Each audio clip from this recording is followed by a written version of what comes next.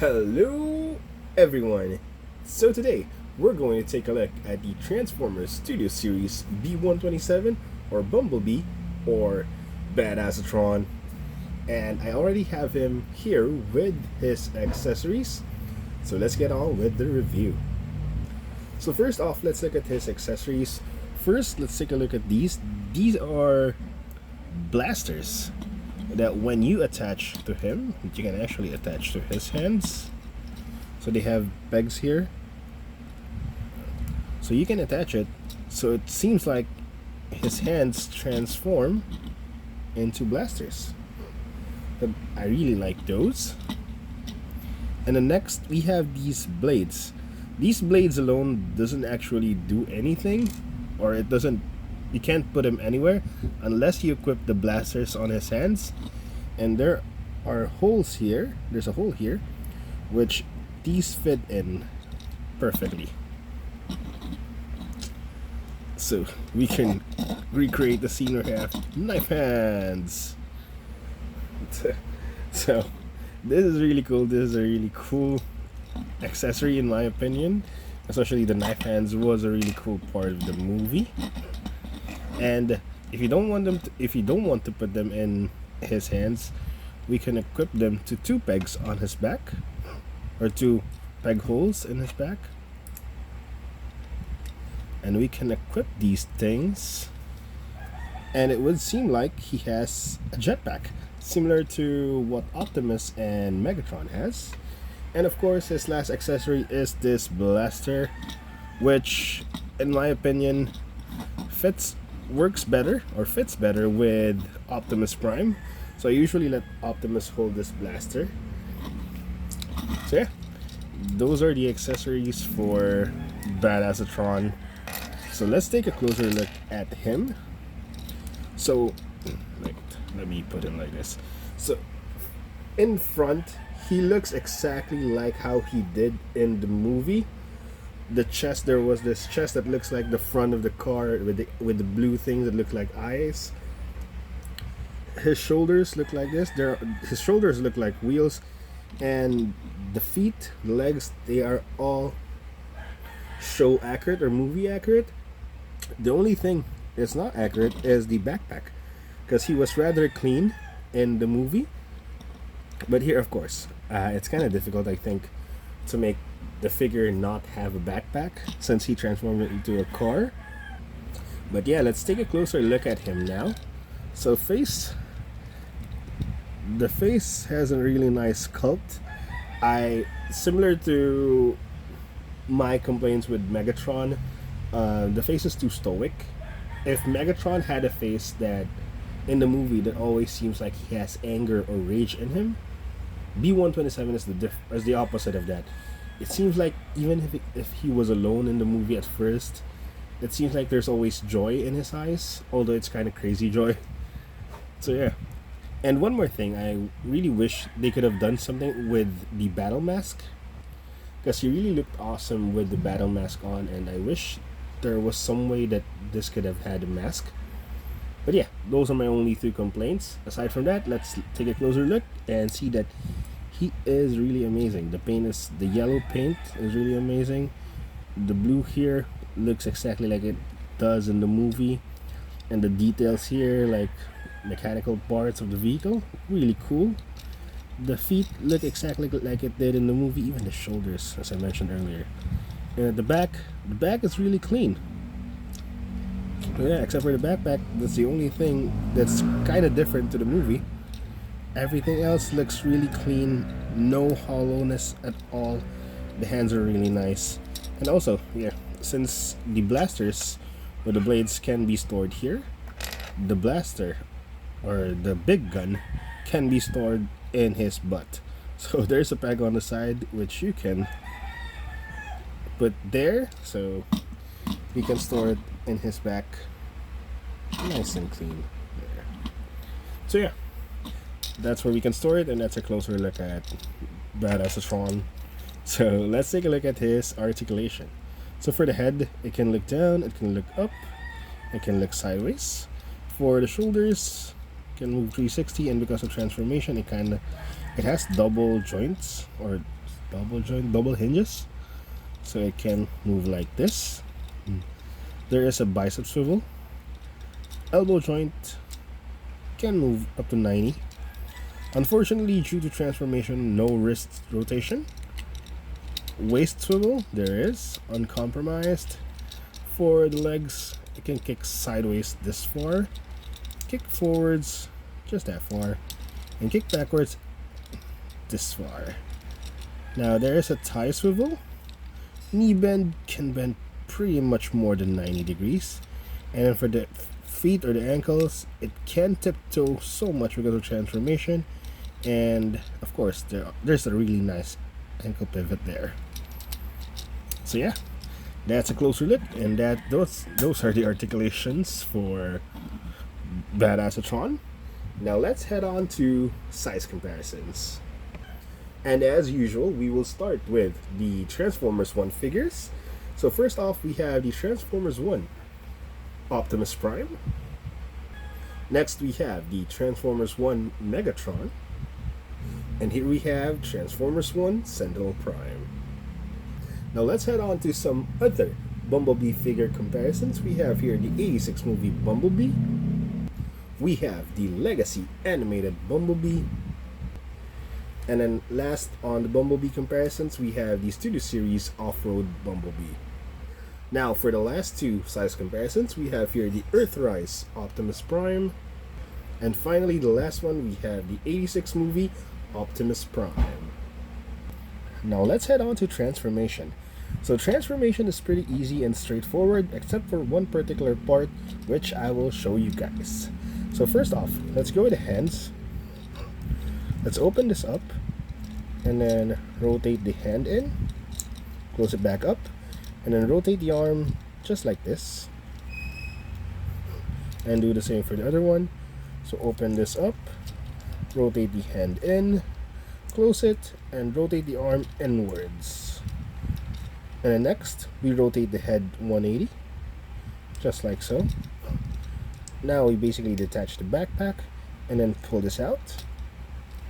Up next, we detach the chest piece, and then we close this in, fold it in just like that. Now we head to the back. So what we're going to do is basically connect these two parts. So just find the right angle for them to connect properly. So it will look something like this. Now we're almost done basically. Let's head on to the legs. So in the next part, we're going to tiptoe the feet. Once we've done that, we're going to hold this and then rotate it forwards, and there's a peg here which will go to this slot just like that. And then let's fold the heel spur in. This is kind of hard, so just push it in. So let's do the other one as well. Let's try to push the heel spurs first. There, it's quite easier there.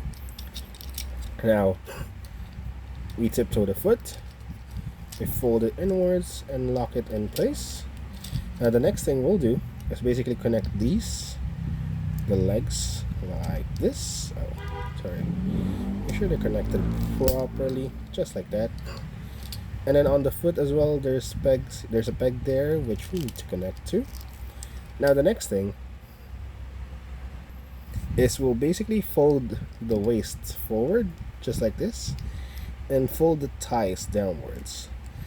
So it will form something like this, and then we can connect the upper part with the lower part just like so.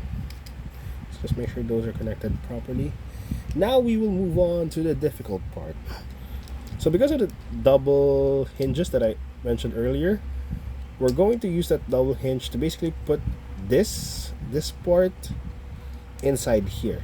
So I don't know how to explain it properly, but you just gotta kind of shimmy it inside until it actually works. So there we go. So I was able to easily do it with the first try. And the next, there's a peg there which will go to a slot on the waist there, and then there's a peg here as well that will go there. So you just try to lock it in place just like that, and that is tightly locked in.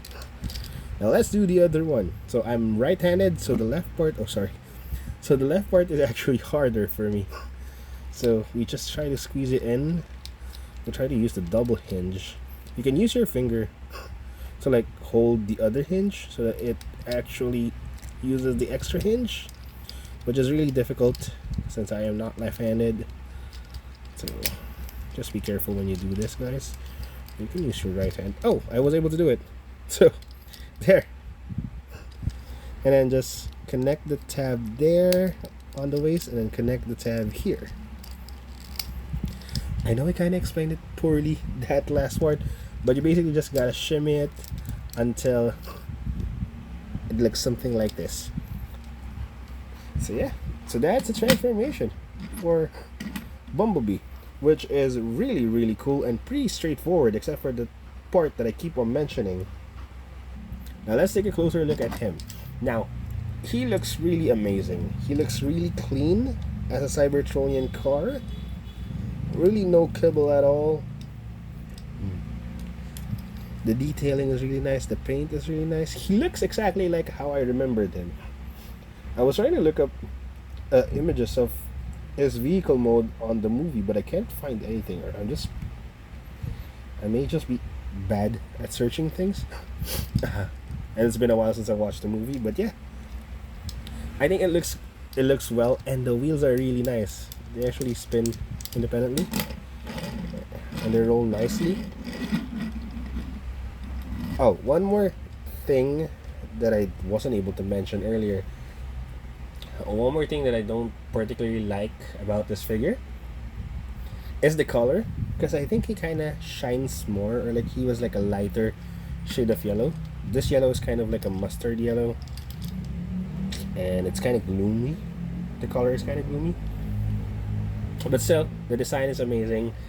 Yeah, even in vehicle mode the design is amazing. Sorry, my brain kind of stopped there. Now let's do some vehicle mode size comparisons. So first we have the Transformers 1 Optimus Prime. Next we have Transformers 1 Megatron. And last among the Transformers 1 lineup, we have Sentinel Prime. Next are the Bumblebee comparisons. First, we have the 86 movie Bumblebee, the Legacy Animated Universe Bumblebee, and the Off-Road Bumblebee. And finally, for the last two Optimus comparisons, we have the Earthrise Optimus Prime. Last but definitely not the least, the 86 movie Optimus Prime. So final thoughts on the Studio Series Transformers 1 BADASSATRON. Really good figure in my opinion. Probably better than Megatron. The design really looks like the one that we saw on the movie, minus the backpack. My only issue is the color is a bit too dull. It's too mustardy compared to the like shiny color that he had in the movie. And then the mask. Oh, sorry. And then the mask, I wish they could have done something about the mask, probably similar to what they did with Sentinel Prime, which I'll show in the next video. I love the accessories, the knife hands, the blasters, and the extra long gun, which I will be displaying with Optimus Prime. The gun storage is pretty cool as well. Unfortunately, I'm sorry I wasn't able to show you how to store the guns or the accessories in its vehicle mode, but I'll insert a picture probably by the end of the video. And yeah, the transformation is pretty straightforward and simple. Nothing too complicated except for that one, but it's not too complicated. It's just a little bit complicated. Only issue in my design is again the mask, the backpack, which I don't think is that big of a deal. No hollow parts at all. The articulation is nice except for the wrists. So yeah, overall a must-buy figure and a really decent job by Hasbro to produce this kind of figure based on the movie. So yeah, I guess that's it for me today. I hope you guys enjoyed my video, and see you guys next time. Bye bye. So there guys, as promised, this is how the weapons are stored in his vehicle mode. The two blasters with the blades are stored on top of him in his back, which kind of look like thrusters or boosters, and the long gun conveniently stacks up on his side. So yeah, that's it guys. Thank you.